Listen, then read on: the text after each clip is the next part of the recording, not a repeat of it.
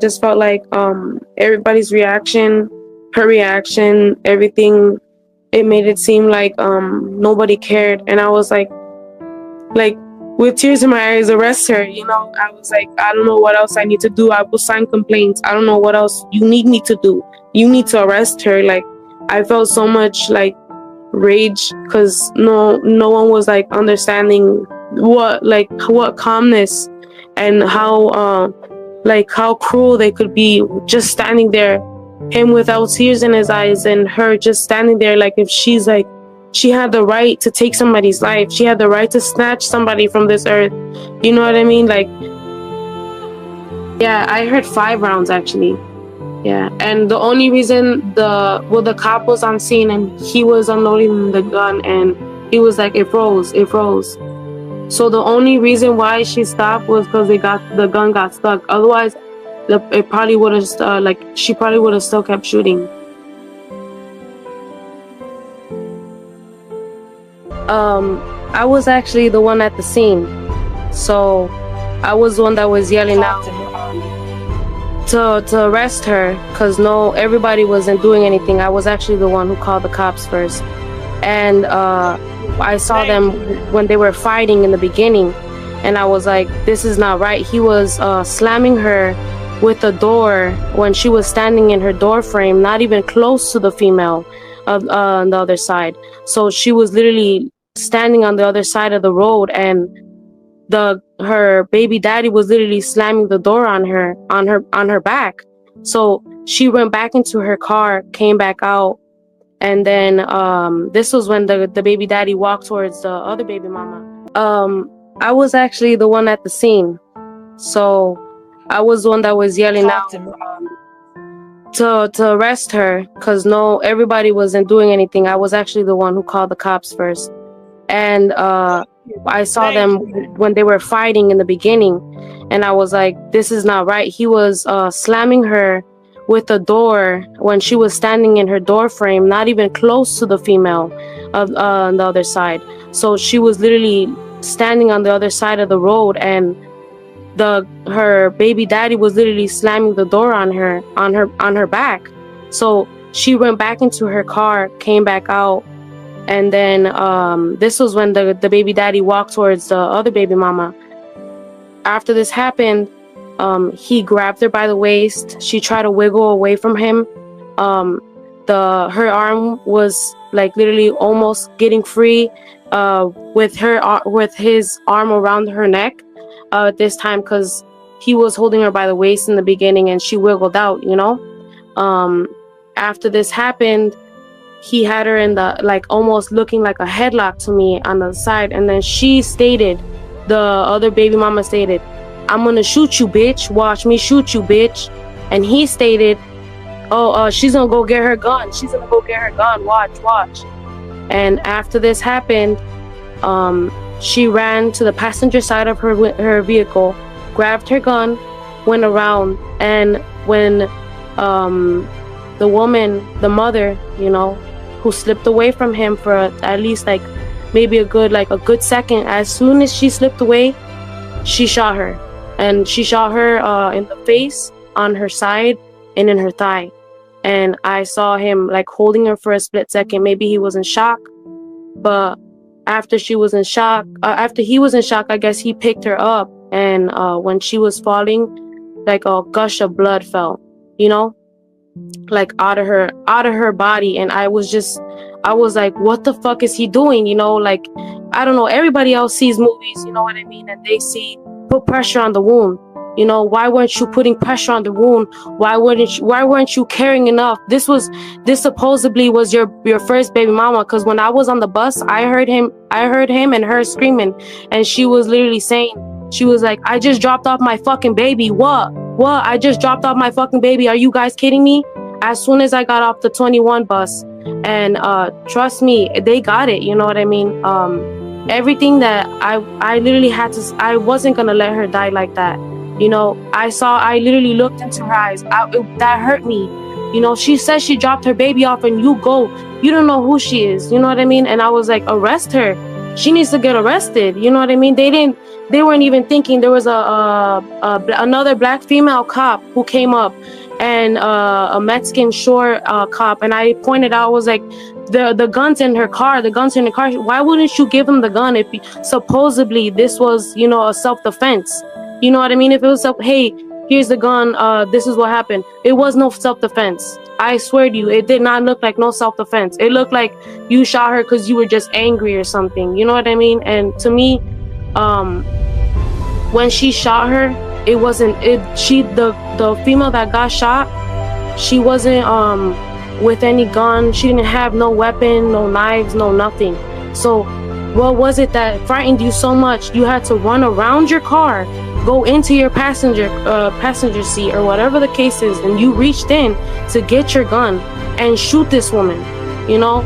So to me, it was a senseless, they were arguing because she was pulling up, and I guess they ended up parking. Why was her car parked on the sidewalk? Because I seen she ran towards the sidewalk to get her gun, and it was a small black vehicle, and he had a black truck, I think. And literally, he came out of his truck looking like real, like he wasn't like on anything but being like mischievous, like nothing but like what was, like he was planning something, you know what I mean? And I called the cops on the first time I called the cops, it was because he was attacking her, you know, and the other girl was just yelling at her, and she was arguing back. So there was nothing going on for her to be like, oh, I'm gonna step back over here to go get my gun, you know? She was nowhere near her. But that's all I gotta say. And I know for a fact that she did get arrested, but he got let go.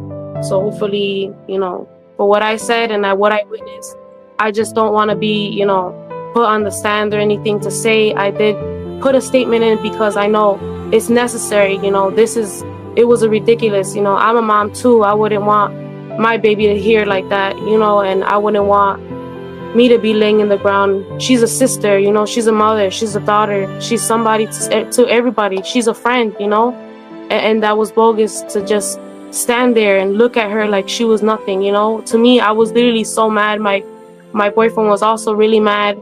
He was yelling at them. I don't know if you noticed. He was there too, and I was on the phone with him while this was happening. I would call back at him, and he was like, what's going on? I was like, please hurry. And I even had him run that way. I was like, you need to run that way to go see if he's okay. Go see if everything's okay. What's going on over there? What's going on? Is she laying in the go see if she's okay, you know? And it's just senseless that I felt like I had to go send my boyfriend over there because he was just standing over her, like, you know, like, I don't know. But I'm so sorry. Thank you so much for letting me speak. No.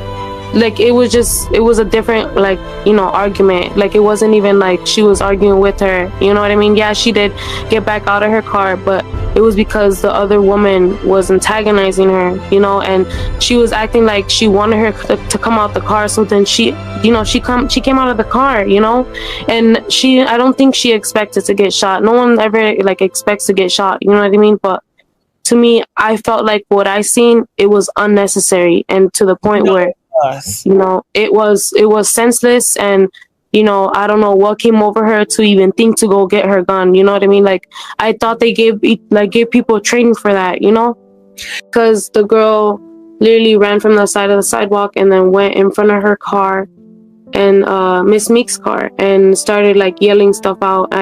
That's where I actually got off the bus, and then I started getting close, and then like just to hear what was going on. And it started getting hectic. And then at that point, I was already telling the cops they needed to hurry to come and get the situation handled, because they were in the middle of the street arguing, you know. And I was like, he literally was slamming the door on her back, like, please go help, please help, you know.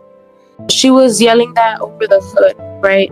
But when she came out of the car, she said, what? Like, she was like, what, bitch? Like, you keep coming up to my car. What's up? You know, because she kept coming up to her car. And, like, every time she would go back into her car, she was, like, you know, trying to get her out of the car. So then that's what to me, it seemed like the only reason why she came out of the car was because the other woman, Miss Johnson was, like, antagonizing her. Provoking her. He was just standing there looking. Well, I just seen him looking like he was just looking, you know, and to me, I didn't know what his plans were, what the plans were with between each other, you know. To me, what I seen, what I witnessed is, you know, that he was standing right next to her, and he didn't say anything, but they were arguing. And then once Miss Meeks walked up to Carlos, Miss Johnson ran to the sidewalk, and then Carlos snatched her up by the waist, and then she was wiggling out, like, almost. And then when she almost wiggled out, he had her by the neck because she was like wiggling down, you know. I honestly, I just seen that when she got out of got out of it, like she was literally going the other way. She wasn't going towards her, you know? So it just looked like she was trying to get away, you know, at this point. She was scared, you know, and I seen like she was scared. Like it was a different, like, you know, when you see somebody's movement and you could just tell, like, run to, you know what I mean? That's what I seen, you know? And when she, like, there was no reason for, like, Carlos had her already, you know what I mean? There was no reason for her to go get her gun. You know, it was unnecessary, I think. But yeah, they did. Holly's car was already parked, right? Holly came out of the parked car, and Carlos was in a black truck vehicle. I think it was a Mercedes, and Miss Meeks was in the white car. So she was already, like, I think she just said, and she yelled out that she was just dropping off her kid, like, what's going on, you know? And so to me it looked like, you know, like, it looked weird, you know what I mean? Because I was telling the police that she had her baby inside her car, you know. So I was like, that's her baby, the baby's in the car, you know. I was like, you need to arrest her, like, why aren't you guys arresting her?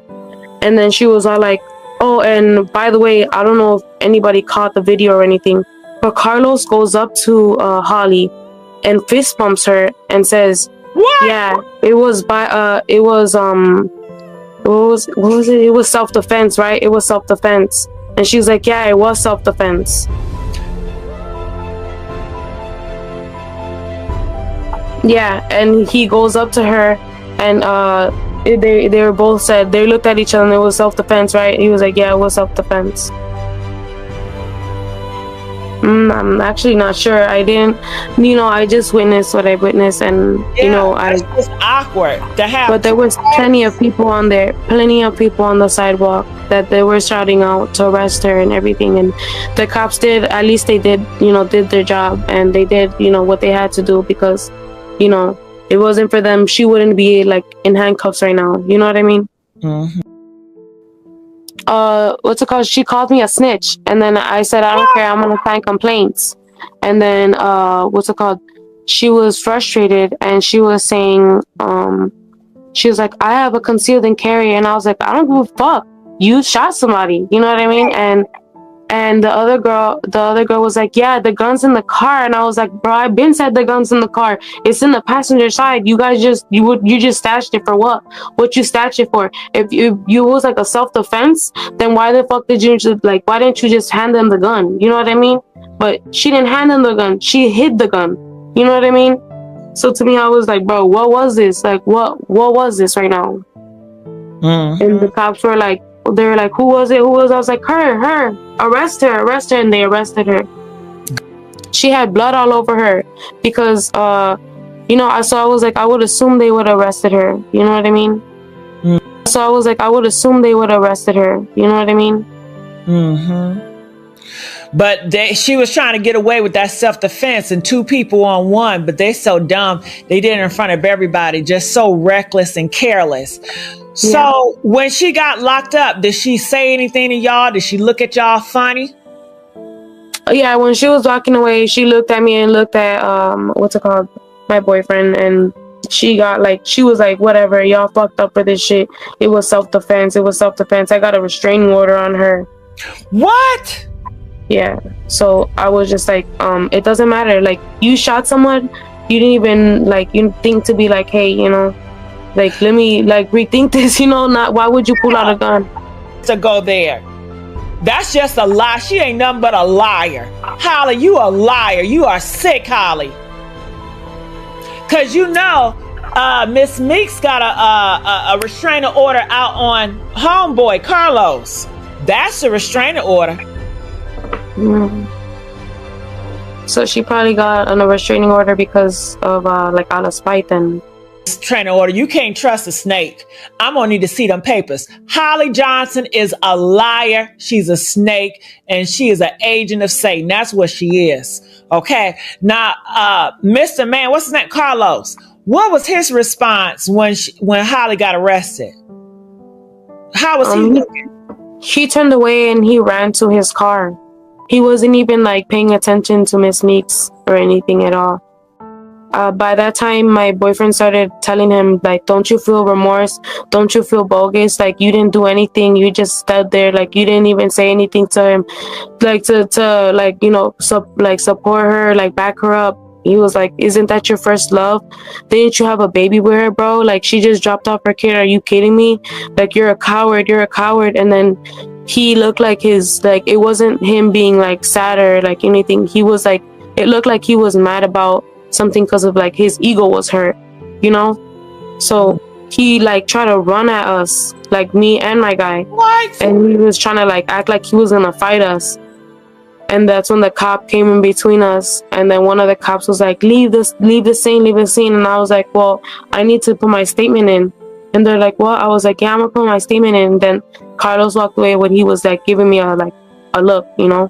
But my guy was literally standing there too, like, what the hell, you know.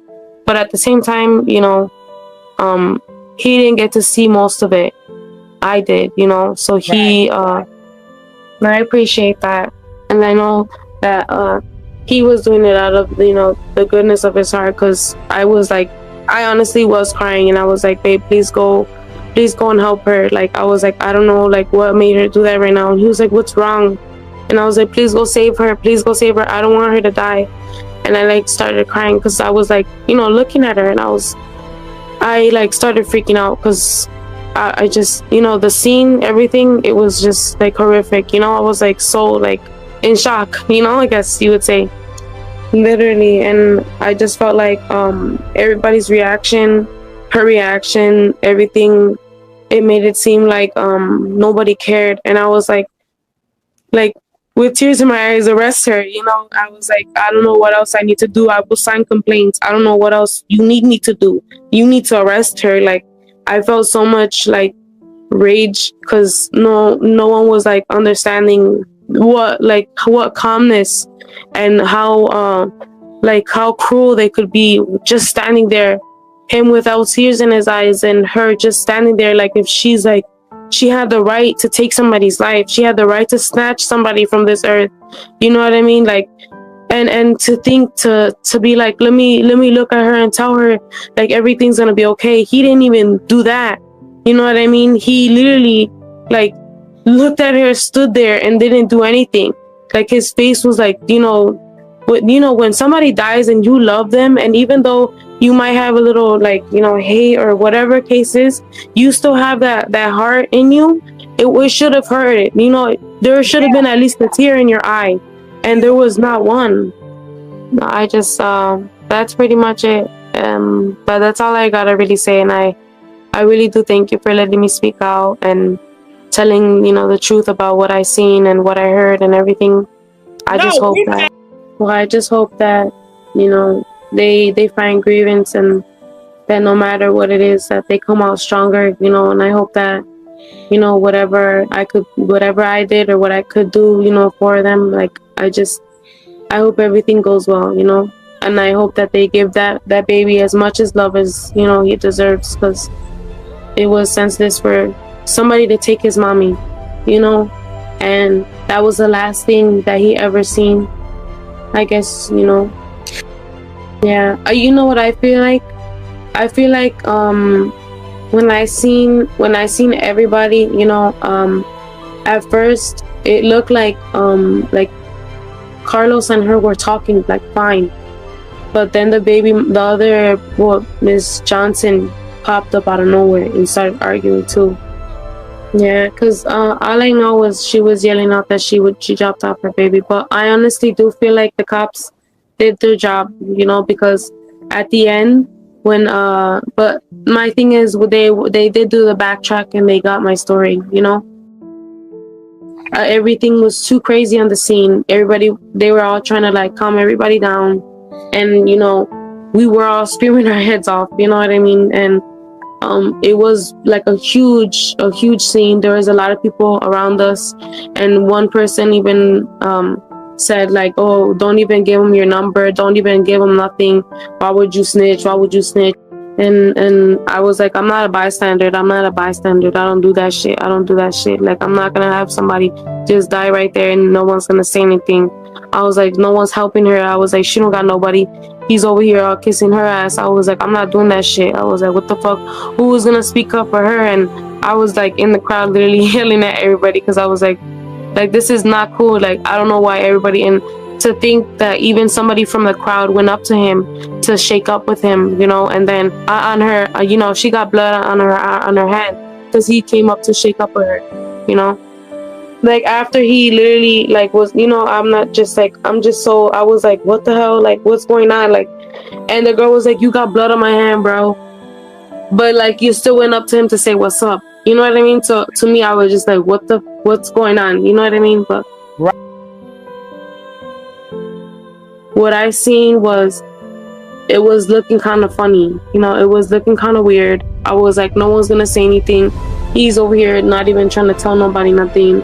Besides that, what's it called? She was being like rude. She was being crazy, and that it was a self-defense. It was a self-defense, but from what I saw, it was not no self-defense. You know, she was nowhere near you. Like, she was nowhere near you at all, like, whatsoever. She had nothing in her hands. She didn't have no gun. She didn't have no knife. She had her bare hands, you know. She said, she was like, what? You want to keep acting like you come up to my car, bitch? Out, like, what? I could beat your ass, like, what, bitch? And she went to go get a gun. You know what I mean? Like, that was senseless. Like, I thought, like, you know, we were, you know, better than this. Like, I thought we were grown, you know what I mean? Like, where were you scared for your life to where you went to go get a gun? You know what I mean? Like, you were already talking shit to her in front of her car, and you were telling her all kinds of shit for her to come out her car to tell you, like, what? You were saying you were gonna beat my ass, so come back over here, you know? Come beat my ass then, but then you want to be like, nah, bitch, I'm gonna shoot you. I'm gonna shoot you. Carlos says, yeah, she's gonna go get her gun. She's gonna go get her gun. She'll shoot you. And boom, she gets shot. Because it was like, it was almost like, I don't know, it looked like a movie to me, you know what I mean? It was so, like, I was so in shock to the point where I was like, is this even happening, you know? Yeah, I heard 5 rounds actually. Yeah, and the only reason the cop was on scene and he was unloading the gun, and he was like, it froze. So the only reason why she stopped was because the gun got stuck. Otherwise, it probably would have she probably would have still kept shooting. I felt scared. I was literally screaming my head off. I was like, when I was witnessing it, I was close by the smoothie shop right there, and I ran back into the green line, and I started telling everybody to stay in there because I didn't want anybody to get hurt. That they're shooting. She still has the gun while I'm on the phone with the cops. So it was crazy, because to the point where I was just like so scared to leave. There was little kids coming off the train, you know, going to school, you know what I mean? And it was like, I was like I don't know what else to do. Like, this is ridiculous, you know what I mean? What just went down? You know, I was like so in shock. Like, how did that just happen? Like, from an argument, from like, you know, like fighting with nothing, not like bare hands, you know, you went from that to a gun, you know, like, and she's just I think she was smaller than her, you know. Like, I was just like, what's going on? Like, I thought he had her in a like almost a headlock looking. I was like, this is like over like excessive. And I kept saying that. I was like, this was excessive. I feel like this was too much. Like, you guys did too much. He was like, nah. And he literally came up to me. He's like, shut the fuck up, you snitch, bitch. And he went up to my guy and he was talking about calm down.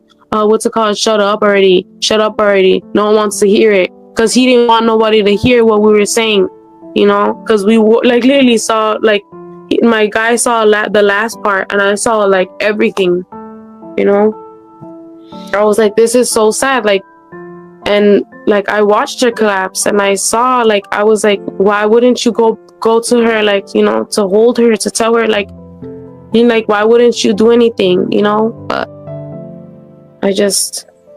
I don't know. It was just crazy to me. And I hope that, you know, me saying this is helping out. Like, that's pretty much all I have to say. And thank you for letting me talk. And I hope the rest of this video and whatever you have to say, you know, speaks the truth and allows everybody to understand what happened. You know, because I want everybody to know that she didn't have anything in her hands. She was, you know, defenseless herself towards somebody that had a gun, you know, and it didn't go down. I don't think she didn't think it was gonna go down like this, because she would have never got out of her car. I really don't think she would have if she saw the gun, you know. She just dropped off her kid. So she actually, like, somehow squeezed out of his chokehold, right? And when she squeezed out, that's when the girl, Miss Johnson, shot her. No, she wasn't. It looked like she was walking the other way. Like she was going around her car. Yeah.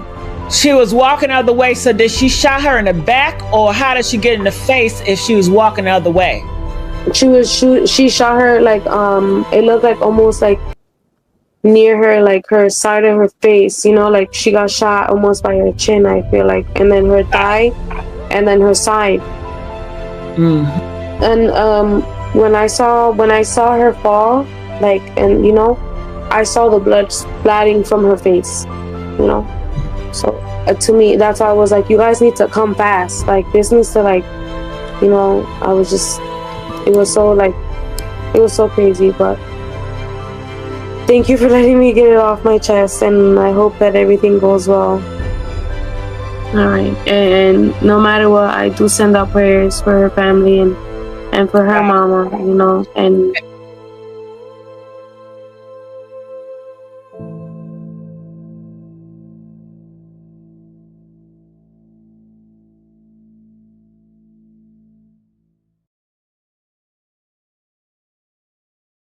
The courtroom doors opened to a quiet wave of anticipation, the kind that builds when people sense something important is about to happen.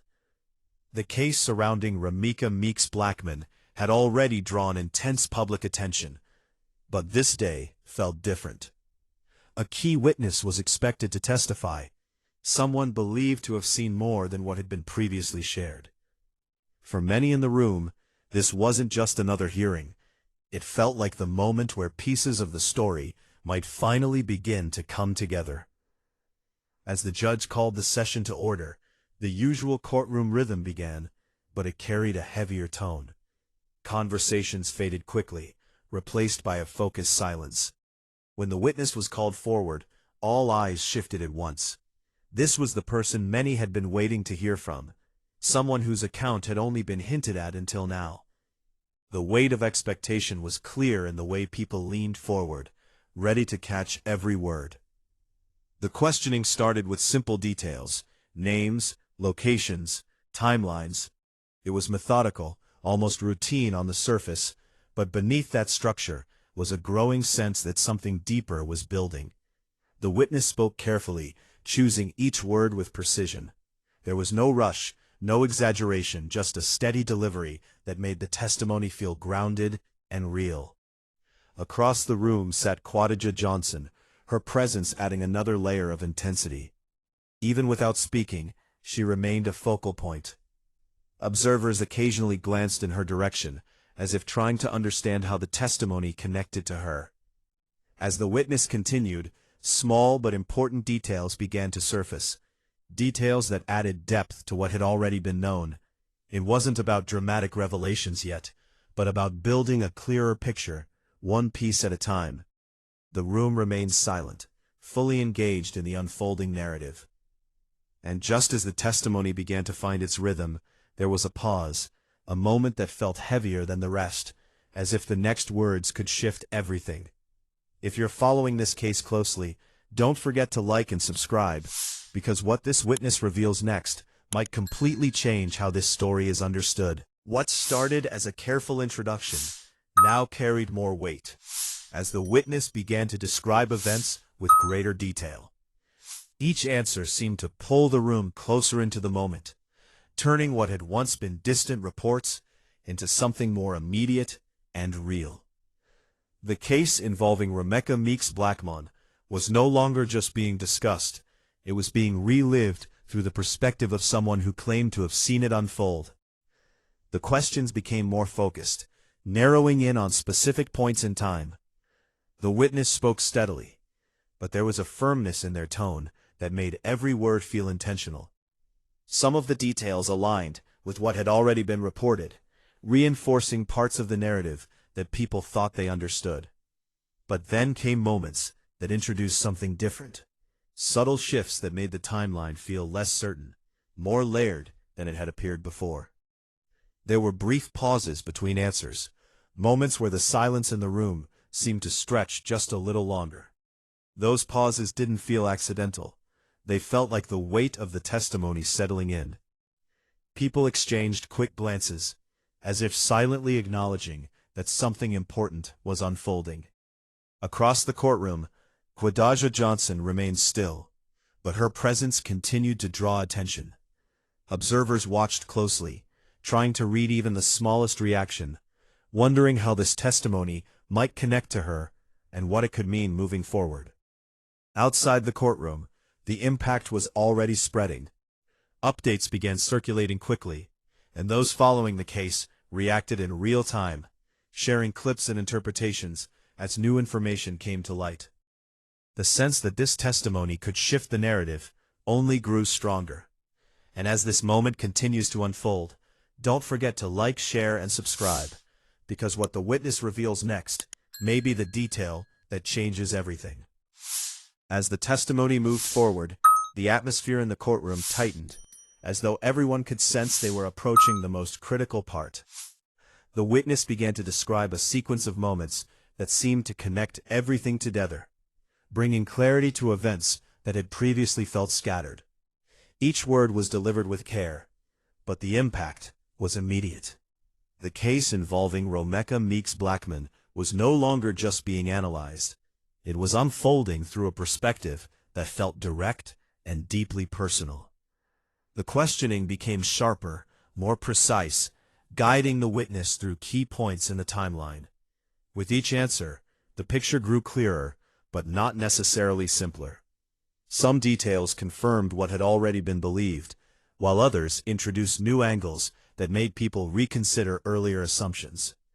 The room remained silent, but the tension was unmistakable, carried in the way people leaned forward and focused on every word.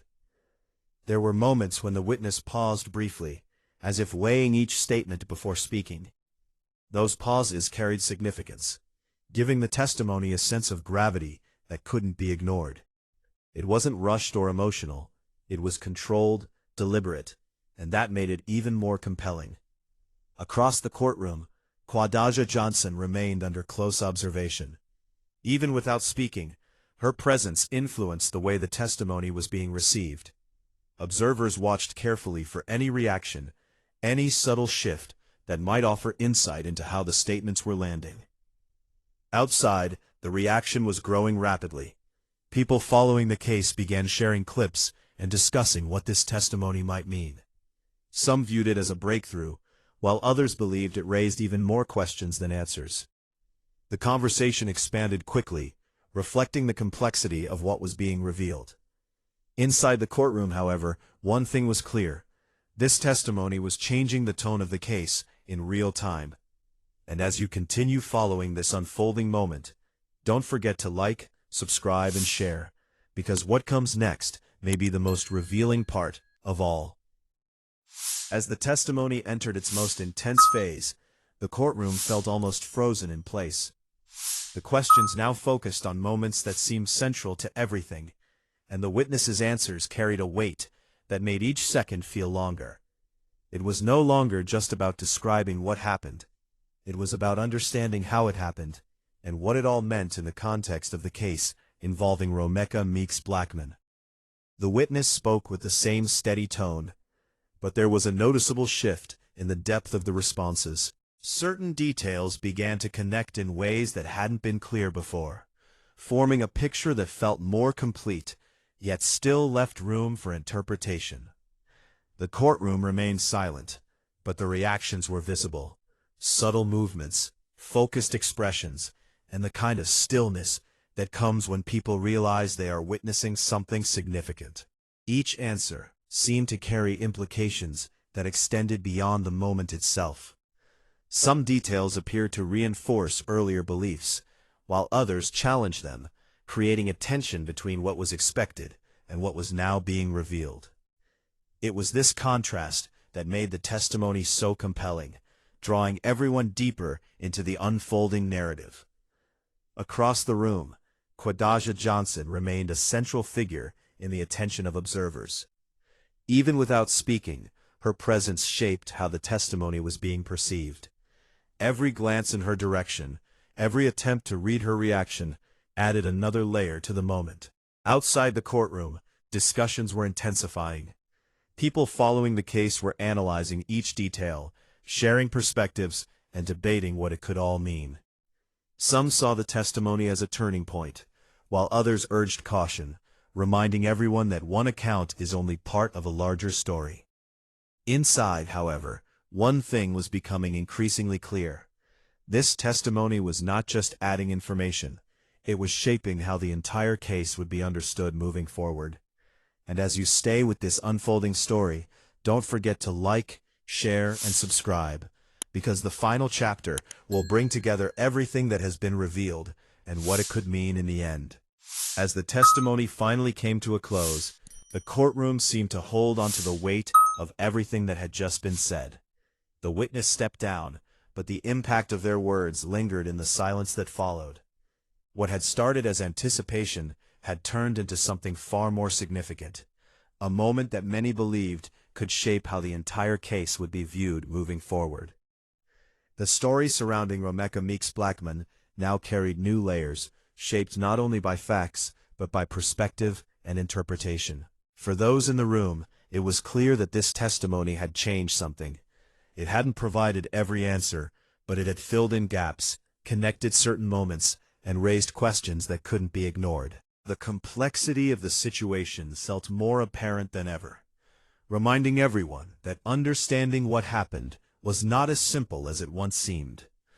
At the center remained Quadaja Johnson, whose role continued to be examined in light of everything that had been revealed. Even without speaking, her presence throughout the testimony had been a constant point of focus, influencing how people interpreted what they were hearing. The connection between her and the witness's account would likely be discussed and analyzed long after the courtroom emptied. Outside, the reactions spread quickly. Discussions intensified, with people sharing their thoughts, debating interpretations, and trying to piece together what this testimony meant for the future of the case. Some believed it brought clarity, while others felt it introduced even more uncertainty. In the end, this moment served as a powerful reminder that truth often unfolds in layers. A single voice can change the direction of a story, but it can also reveal just how much remains unknown.